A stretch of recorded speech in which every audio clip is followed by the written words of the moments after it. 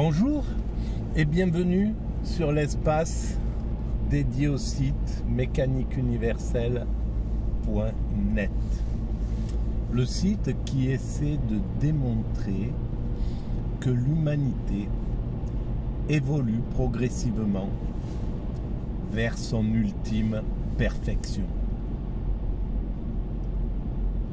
L'extase, le nirvana, l'éveil, le plus haut degré de la sagesse, le souverain bien, peu importe comment on appelle cet état de conscience supérieure qui nous met en relation avec le principe créateur,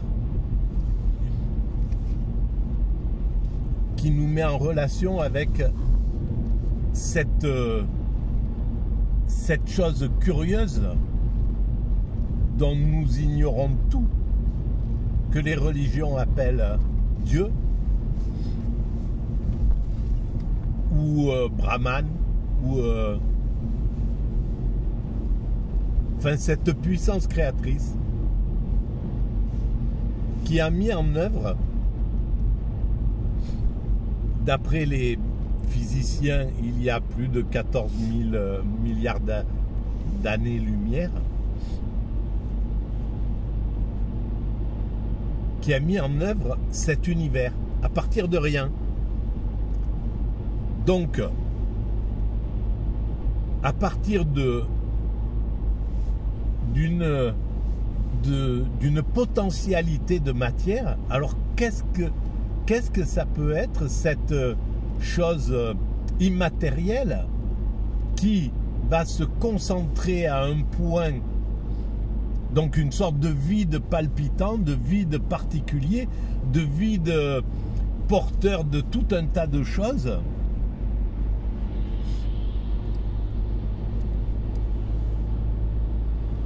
et qui va se concentrer à un point qui va donner le Big Bang, un point d'énergie inouï dont on ne peut pas imaginer la puissance, on ne peut pas se représenter cette puissance, et qui va projeter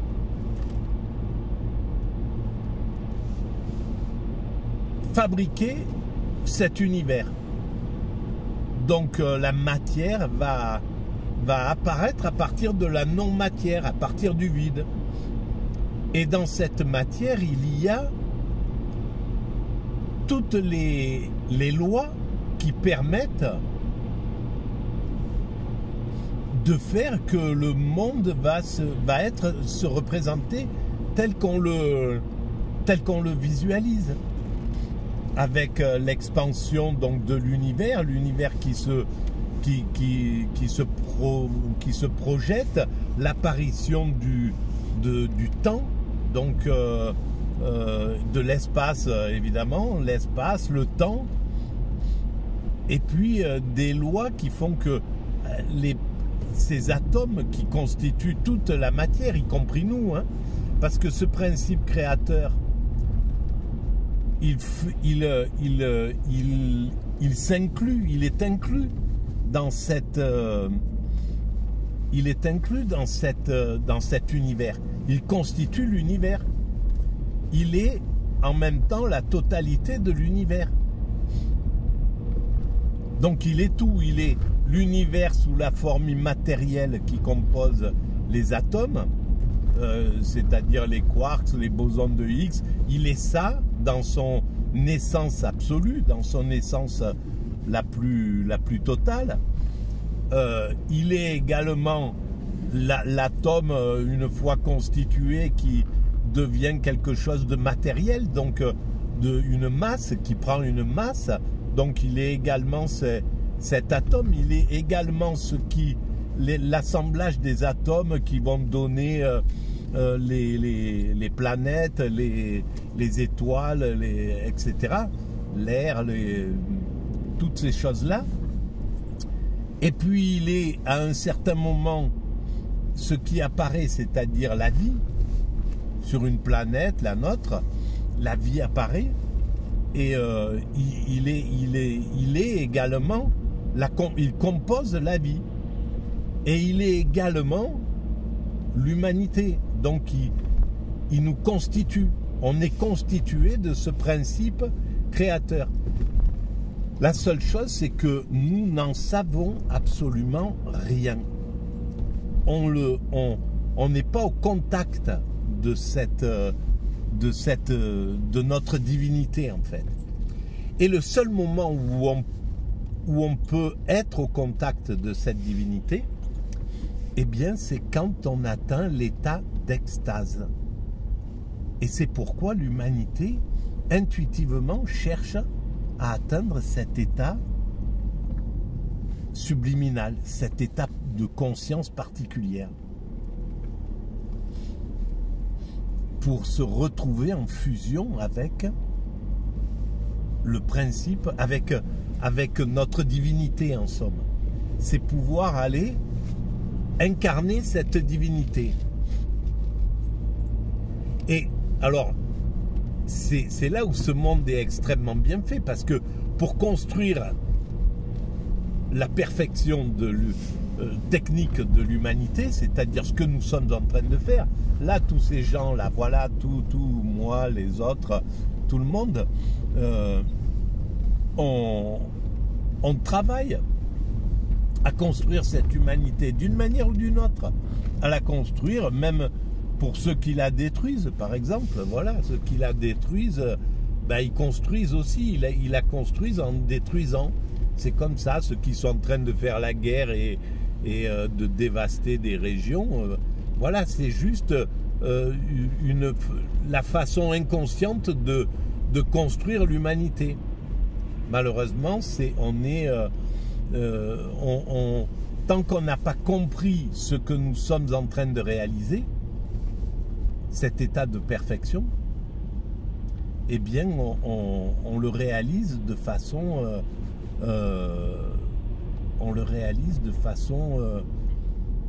pulsionnelle. C'est nos pulsions qui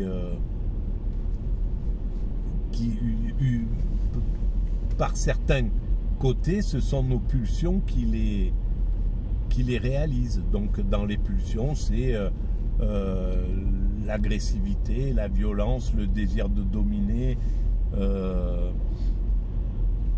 voilà, toutes ces pulsions qui animent l'être humain, quoi. Alors, il y a aussi on construit pas qu'avec ça, on construit aussi avec la bienveillance, on construit avec l'amour du prochain, on construit avec... merci, c'est sympa. C'est gentil. Voilà. Il a eu pitié de moi. C'est ça l'humanité. Si on n'est pas fraternel, c'est juste parce qu'on ne nous en donne pas l'occasion. C'est tout. Quand l'humanité décidera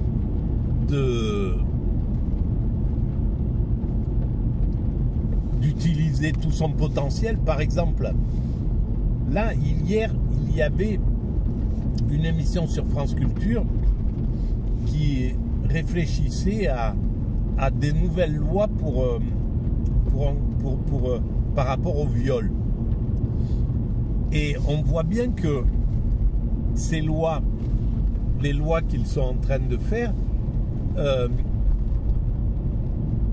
correspondent à la vision qu'a la société depuis le néolibéralisme, c'est-à-dire une vision qui est élitiste, narcissique en fait, qui est aristocratique. Il y a une nouvelle aristocratie qui a pris le pouvoir dans le monde, et cette aristocratie, elle travaille pour elle. Et ce qui est extrêmement symbolique, c'est par exemple le travail, l'utilisation des médias pour le Téléthon. Et le Téléthon, c'est quelque chose d'un peu élitiste, même si au final ça revient à l'ensemble de la société. Mais il y aurait eu un Téléthon pour les gens qui sont dans la rue, qui n'ont pas de domicile fixe, pour les gens qui vivent dans l'extrême dénuement, ou pour la partie du peuple qui est la plus souffrante, aurait donné l'image d'une société qui tient compte en fait de la cohésion sociale et qui n'est pas dans l'élitisme. En fait, on se rend compte que c'est l'élitisme qui domine. Et c'est pareil pour les lois contre le viol. Si on voulait véritablement travailler contre le viol, on sait que 97% des violeurs sont connus des victimes, sont dans le milieu familial ou dans l'entourage, quoi. Voilà, moi j'ai été victime de ça dans mon enfance, et le violeur était quelqu'un du village qui a violé quasiment tous les gosses qui passaient près de lui, quoi. Donc, et ça se savait, etc. Donc on sait que si 97% de la population des viols se font au sein du milieu familial, ben on peut vraiment travailler. Là, les lois, elles sont faites pour plutôt ce qui décline de MeToo, les abus sur le consentement, le non-consentement, etc. C'est très important que ça soit que ça soit travaillé, etc. Qu'il y ait tout ce travail qui soit fait dans le cinéma, etc. Et que ces icônes prennent en charge en fait la critique de l'humanité. C'est très bien. Mais si on voulait véritablement travailler sur le viol, ben d'abord on mettrait dans chaque classe une psychologue qui aide l'instituteur même dans les maternelles, etc. Et qui serait formé pour détecter des problèmes d'un enfant dans son milieu familial. Et tout de suite, voilà, on pourrait gérer tout de suite le problème. On ferait des campagnes à la télévision, il y aurait des émissions réelles où on interrogerait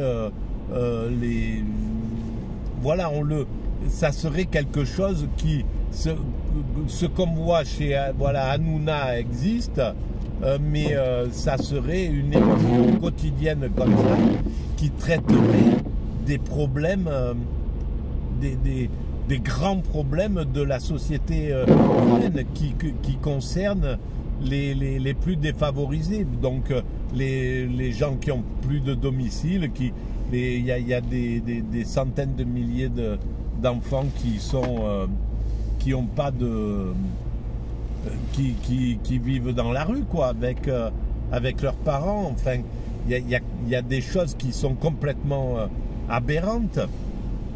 Il y a voilà, si on voulait vraiment s'attaquer à ces problèmes-là, ben il y aurait une émission, une quotidienne, qui, au lieu de la donner à quelqu'un comme Hanouna, ben ça serait donné à quelqu'un ça serait tous les jours, on rabâcherait ce genre de choses, on ferait une émission qui montrerait, jusqu'à ce que les gens se sentent coupables de les violeurs, les violeurs domestiques, en somme, se sentent coupables et comprennent qu'il y a toute cette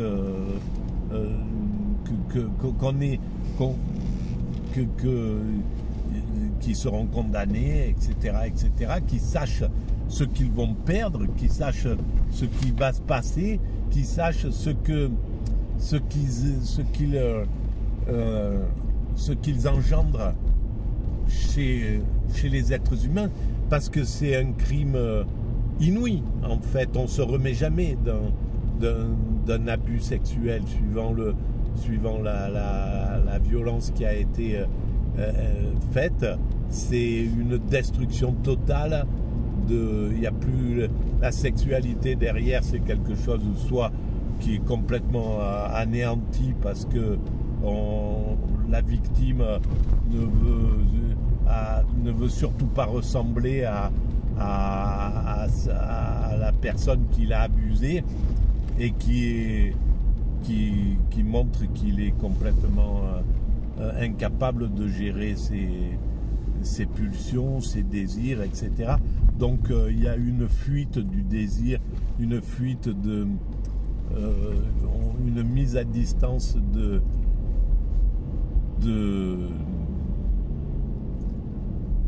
Alors, est-ce que c'est pas par là qu'il faut que j'aille retourner à Corosière?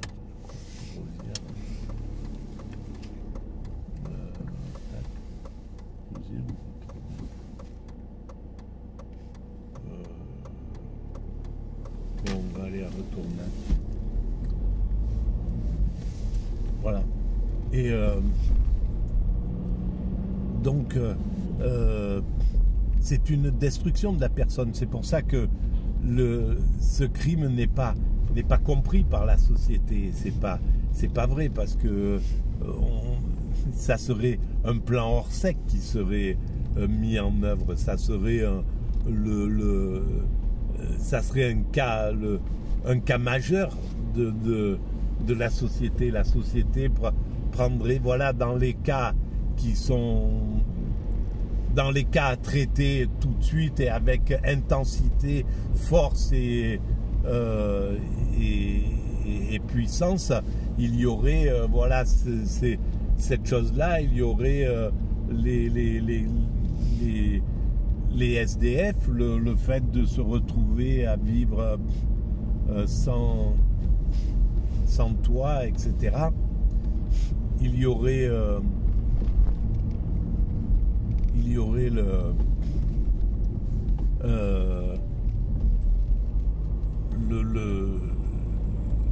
les mafias, le système des mafias qui abuse.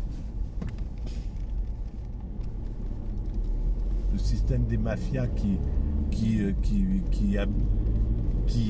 abuse des êtres humains, qui les mettent sur la prostitution ou quoi que ce soit.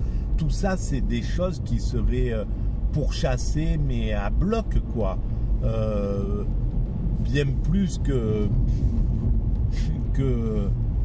ce que l'État, il pourchasse les gens qui se révoltent avec beaucoup plus d'énergie ou les gens qui vont frauder des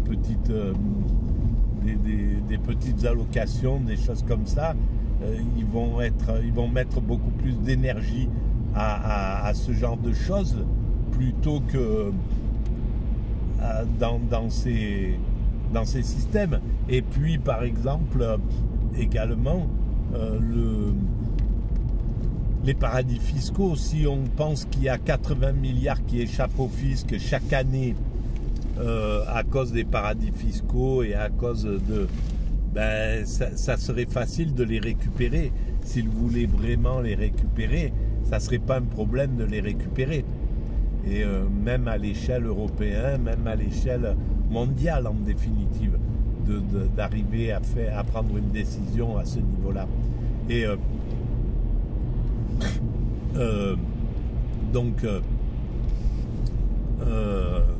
et avec 80 milliards, il y a de quoi payer des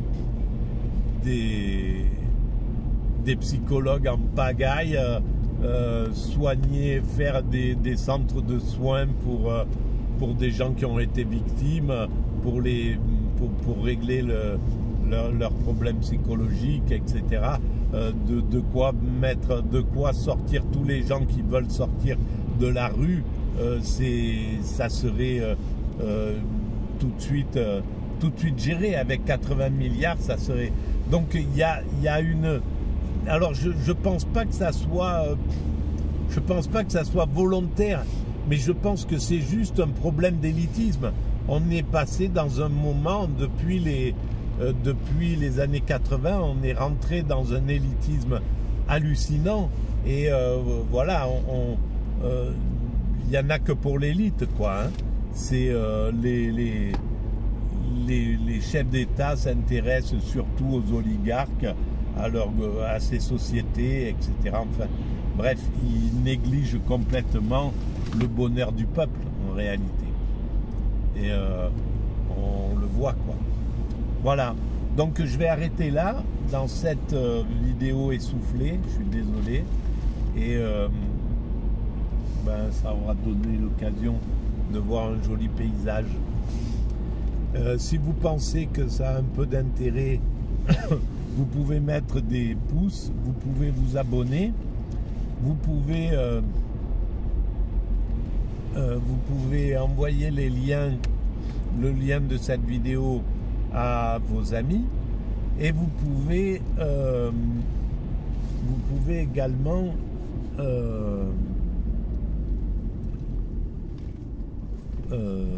donc envoyer les liens. Vous pouvez visiter le site mécaniqueuniverselle.net. Il y a toujours un lien en dessous qui renvoie vers ce site-là, et donc qui explique toute la mécanique de l'évolution de l'humanité vers sa perfection. Voilà. Je l'ai écrit il y a 23 ans, donc il y a des choses qu'on pourra améliorer. Et d'ailleurs, si vous avez des compétences pour améliorer les choses, n'hésitez pas à m'en faire part. Et si vous voulez travailler, participer à la création de la mécanique universelle, eh ben, ça sera avec plaisir. Voilà. Donc je vous remercie. Oula, mince. À très bientôt.